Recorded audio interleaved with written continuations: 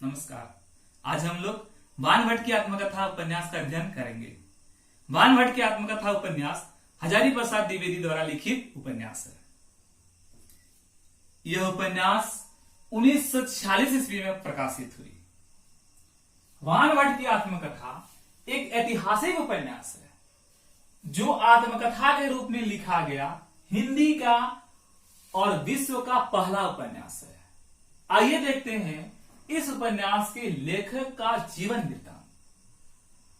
हजारी प्रसाद द्विवेदी, जिनका जन्म 19 अगस्त 1907 ईस्वी को बलिया जिला के ओझबलिया गांव में हुआ था। इनके पिता का नाम अनमोल द्विवेदी और माता का नाम श्रीमती जोशीमती थी। इनका परिवार ज्योतिष विद्या के लिए प्रसिद्ध था। द्विवेदी का बचपन का नाम बैद्यनाथ द्विवेदी था। 1927 ईस्वी में काशी हिंदू विश्वविद्यालय से हाई स्कूल की परीक्षा उत्तीर्ण की। इसी वर्ष भगवती देवी से उनका विवाह हुआ।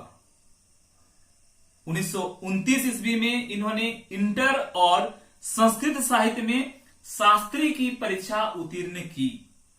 1930 ईस्वी में ज्योतिष विषय में आचार्य की उपाधि प्राप्त की तथा शास्त्री और आचार्य दोनों परीक्षाओं में इन्होंने प्रथम श्रेणी प्राप्त हुई। 8 नवंबर 1930 ईस्वी में द्विवेदी ने शांति निकेतन में हिंदी का अध्ययन प्रारंभ किया, जहां गुरुदेव रविंद्रनाथ ठाकुर आचार्य क्षितिज मोहन सेन के प्रभाव से आकर साहित्य का गहन अध्ययन प्रारंभ किया और स्वतंत्र और व्यवस्थित लेखन भी आरंभ किया। 20 वर्षों तक शांति निकेतन में अध्यापन के उपरांत द्विवेदी ने जुलाई 1950 ईस्वी में काशी हिंदू विश्वविद्यालय के हिंदी विभाग के प्रोफेसर और अध्यक्ष के रूप में कार्यभार ग्रहण किया। 1957 ईस्वी में राष्ट्रपति द्वारा पद्म विभूषण की उपाधि से सम्मानित किए गए तथा 1973 ईस्वी में आलोक पर्व निबंध संग्रह के लिए साहित्य अकादमी पुरस्कार से भी सम्मानित किए गए। इन्होंने आलोचना, उपन्यास, निबंध आदि विधाओं में बहुत महत्वपूर्ण रचनाकृति किए हैं।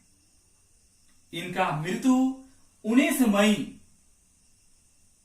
1979 को ब्रेन ट्यूमर से दिल्ली में हुआ।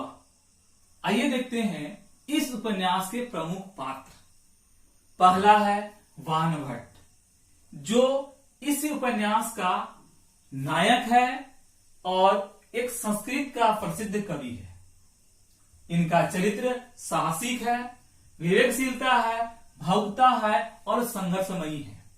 दूसरा पात्र की बात करते हैं तो है भट्टिनी, एक नारी है जो देवपुत्र तुवर मिलिंद की अत्यंत रूपवती कन्या है, जिनका अपहरण होता है और इनका प्रेम वानभट्ट से होता है।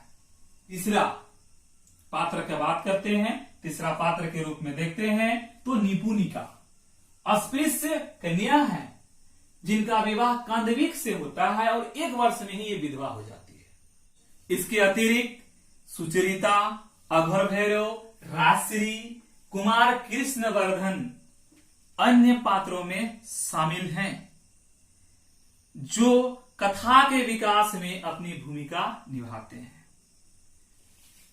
इस उपन्यास का 2 प्रमुख पंक्तियां बहुत ही प्रसिद्ध है, जो एक नारी को सम्मानित करती है, उसके अस्तित्व को मजबूत करती है, नारी सशक्तिकरण की बात करती है, जो इस प्रकार से है।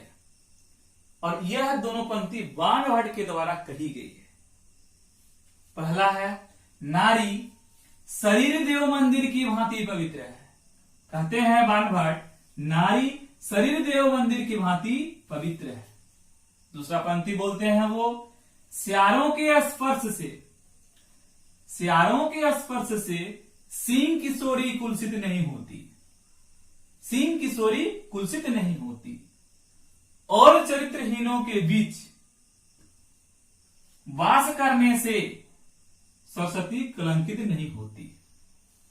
इस तरह से इनका ये दूसरा पंक्ति है।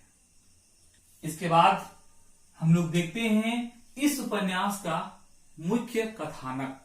इस उपन्यास का कथानक भारत की 7वीं शताब्दी की राजनीतिक स्थिति को चित्रित करती है, जब भारत में हुनों का आक्रमण होता है। भारत में हुनों का आक्रमण उत्तर पश्चिम भारत से होता है और उस समय ये जो क्षेत्र होता है इसका नाम स्थानेश्वर या थानेश्वर नाम से जाना जाता है, जिसका शासक हर्षवर्धन होते हैं और उसके कवि थे बाणभट्ट, जिसके द्वारा यह उपन्यास लिखा गया है।